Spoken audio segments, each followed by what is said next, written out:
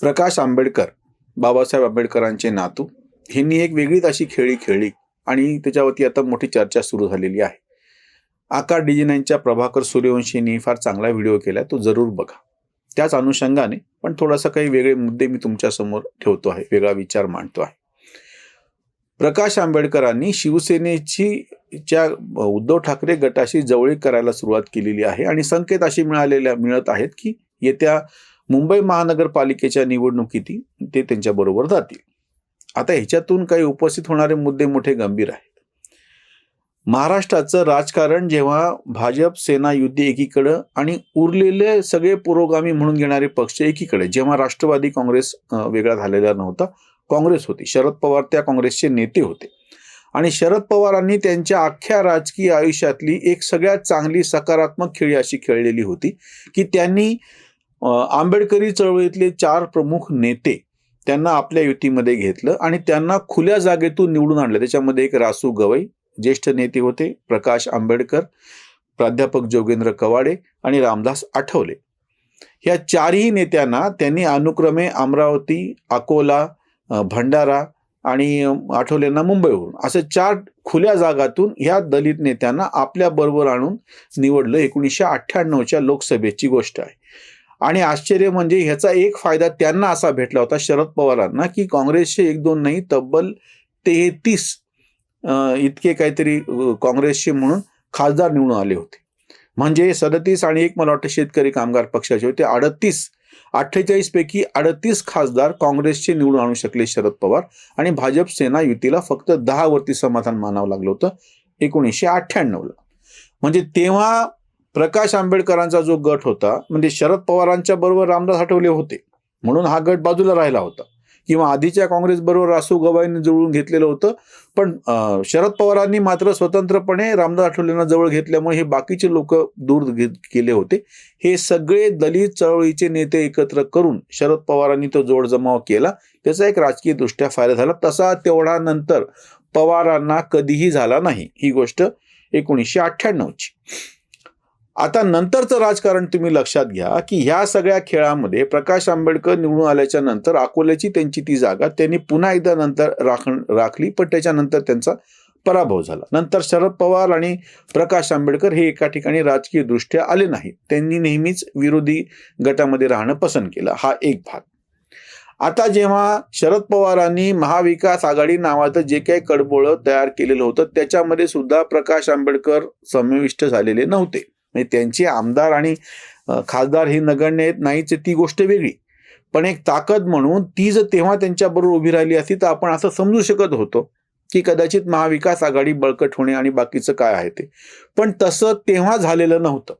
म्हणजे ह्याचा अर्थ एक असा होतो राजकीय दृष्ट्या की तोपर्यंत शरद पवारांशी प्रकाश आंबेडकरांनी जुळून घेतलेलं नव्हतं. आता जेव्हा असे संकेत मिळत आहेत की प्रकाश आंबेडकर उद्धव ठाकरे बरोबर जाणार आहेत, उद्धव ठाकरेंच्या शिवसेनेच्या त्या गटाबरोबर जाणार आहेत, मग पवारांचं काय, महाविकास आघाडीचं काय, हा पहिला प्रश्न उपस्थित होतो. त्याहीपेक्षा जो दुसरा महत्वाचा मुद्दा आम्हाला समोर ठेवायचा की मुळात आता ह्यांची राजकीय ताकदच किती उरलेली आहे.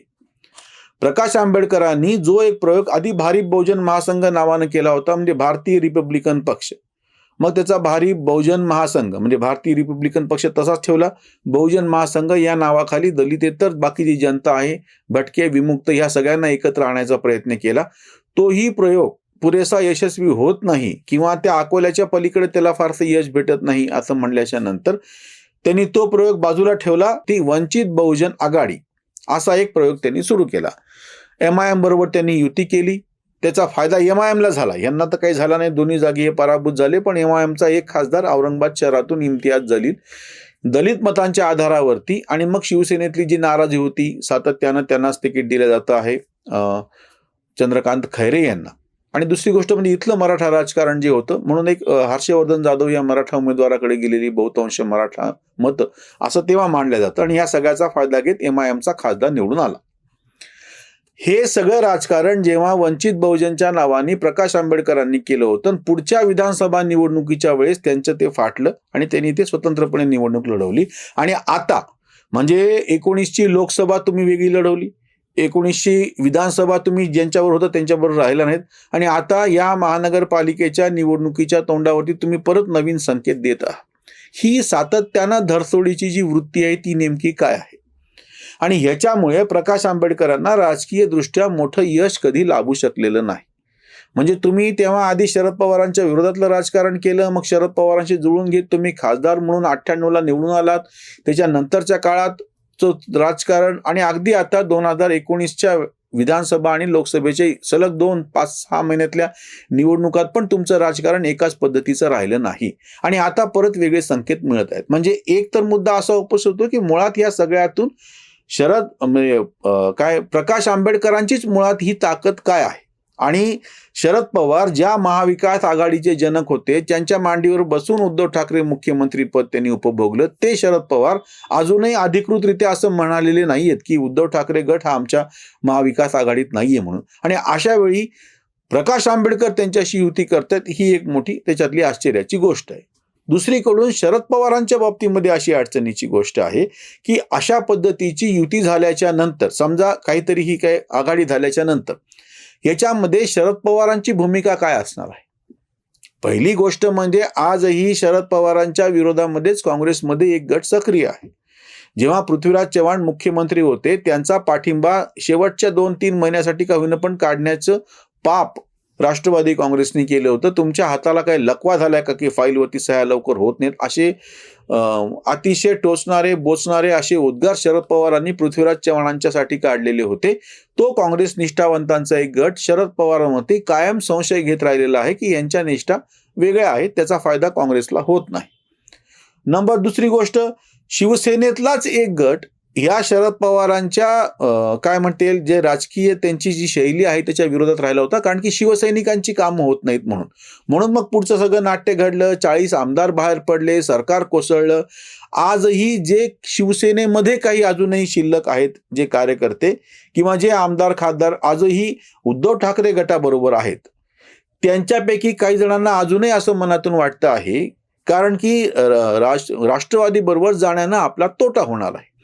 म्हणजे पहिल्यांदाच ही अडचण ती अजून स्वच्छ झालेलं नाही, त्याचं निराकरण झालेलं नाही. अजूनही उद्धव ठाकरेंनी हा विषय त्यांच्या कार्यकर्त्यांच्या बाबतीतला समजून घेतलेला नाही. बाहेर पडलेले तिथे वेगळेच, पण जे प्रत्यक्ष अजूनही त्यांच्या बरोबर आहेत त्यांच्याही बाबतीमध्ये असं घडताना दिसत आहे. या पार्श्वभूमीवरती आता तुम्ही जी नवीन काही ही सगळी खेळी चालवलेली आहे त्याचा तोटा म्हणजे तिकडे राष्ट्रवादी काँग्रेस, त्यांचे नेते, तुमच्यातले कार्यकर्ते आणि ह्याच्यातला अजून जो पुढचा घटक आहे तो काँग्रेसचा. काँग्रेसच्या राजकारणामध्ये अगदी आधीपासून बाबासाहेब आंबेडकरांच्या नंतर त्यांच्या वंशजांना किंवा बाकीच्या दलित नेत्यांना आपल्या बरोबर घेऊन दलित चळवळ राजकीय दृष्ट्या पंगू करायचं असं एक धोरण राहिलेलं आहे यशवंतराव चव्हाण पासून सातत्यानं. तशा पद्धतीनं म्हणून मी त्याचे प्रतिनिधी म्हणून रासू गवईंचं नाव घेतलेलं होतं की रासू गवईंच्या रूपानं सगळी दलित चळवळ काँग्रेसला आपल्या दावणीला बांधायची होती, असे त्यांनी प्रयत्न केले. त्यामुळे स्वतंत्रपणे दलित चळवळ वाढू शकली नाही. मग दलित पॅंथर तयार झालं, त्याच्या विरोधामध्ये प्रकाश आंबेडकरांचा गट तीव्रपणे समोर आला. वारंवार हे सिद्ध झालेलं आहे की मोठ्या कुठल्या तरी राजकीय पक्षाच्या दावणीला तुम्ही बांधल्या गेलात की तुमचं अस्तित्व संपतं किंवा मर्यादा पडते आणि नेत्याला त्याच्यापुरतं एखादं मंत्रीपद, आमदारकी, खासदारकी काहीतरी मिळतं, पण सर्वसामान्य कार्यकर्त्यांना काही भेटत नाही आणि तो पक्ष वाढत नाही. हा अनुभव काँग्रेस बरोबर होता, हा अनुभव राष्ट्रवादी बरोबर होता आणि आता हाच अनुभव म्हणजे भाजप बरोबर आहे. रामदास आठवले असल्यामुळे ही त्यांच्या कार्यकर्त्यांची तक्रार आहे, बाकीच्या पुरोगामी चळवळीतल्या कार्यकर्त्यांची तक्रार आहे. आणि आता प्रकाश आंबेडकरनी केलेली नवीन खेळी ती इतकी विचित्र आहे. शिवशक्ती, भीमशक्ती, रिडल्सवरून झालेला महाराष्ट्रातला वाद, शिवसेनेशी प्रत्यक्ष जो काही भडका उडालेला होता तो सगळं समोर असताना आता जर तुम्ही परत अशा पद्धतीनं जवळ जाणार असाल तर ही जी काही बेरीज असती ती फक्त नेत्यांच्या पातळीवरती होऊ शकते. सर्वसामान्य कार्यकर्त्यांच्या पातळीवरती ही बेरीज होत नाही हे सिद्ध झालेलं आहे. अशा पद्धतीचा राजकीय गोंधळ तयार केल्याच्या नंतर सर्वसामान्य कार्यकर्त्यांना जाणारा जो संदेश आहे तो अतिशय चुकीचा असा जातो आणि त्याचा एक तोटा असा होऊ शकतो की ते यांचा नाद सोडून कायमस्वरूपी ज्याला स्वतःचं काहीतरी दूरगामी भलं करून घ्यायचं आहे, तो ज्या पक्षाची स्थिर चौकट आहे, काही ना काहीतरी तिच्याकडे भवितव्य आहे, त्या ठिकाणी जाण्याची ही शक्यता जास्त आहे. आता प्रकाश आंबेडकरांच्या खेळीमुळे दिसतं असं आहे की बहुतांश ठिकाणचे दलित कार्यकर्ते आणि विशेषतः महारेतर दलित कार्यकर्ते भाजपाकडे जातील, कारण की तुम्ही अशा पद्धतीची धरसोड करता आहात म्हणून. त्याच्यावरची ही उसंतवाणी. बाबासाहेबांचा नातू बावचळे, गळ्यामध्ये गळे भल त्यांच्या. आंबेडकरांची आघाडी वंचित, सेना ही किंचित उद्धवाची. आले दोघे संगे, मिळवाया हात, करू म्हणे साथ राजकीय. उघड्याच्या पाशी नागवेते गेले, हिवानेच मेले रात्र सारी. तैसी झाली गत दोन्ही नातवांची, राजकीय गोची झाली इथे. दोघांचा उज्ज्वल किती तो वारसा, परी यांचा ठसा उठेचिना. कांत म्हणे व्यर्थ चालला हा खेळ, कांत म्हणे व्यर्थ चालला हा खेळ. व्यवहार मेळ काही नाही, व्यवहार मेळ काही नाही.